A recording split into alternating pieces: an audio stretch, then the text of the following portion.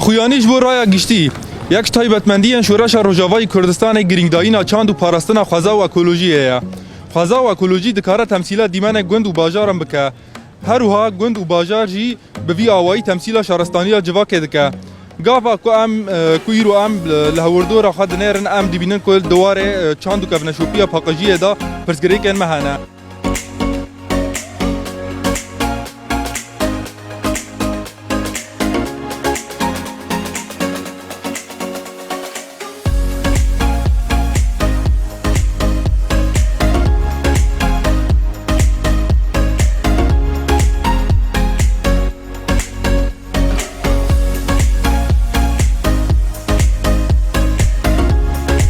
نوزم کمال جمعه اجاک خوندکار زانیگاه کو بونیمه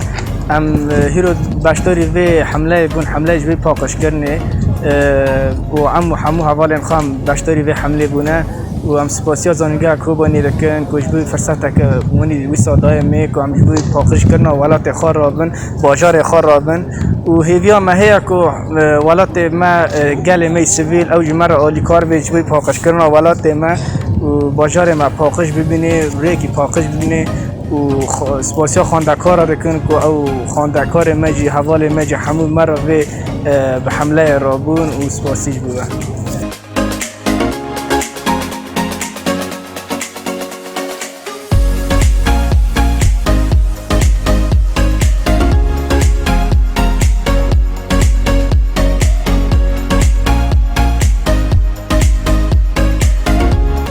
امروز وقت خواندکار زانیگاه و کوبانی ایرو تبلی چالاکی و پاکشی دبن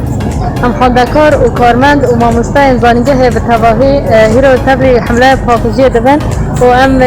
کلان بازار خواه کلان کوبانی پاکش بکنه و ام هیویدارن که تواهی سازی مجی به مرا ببن آلیکار و ام هول بدن که قریجیا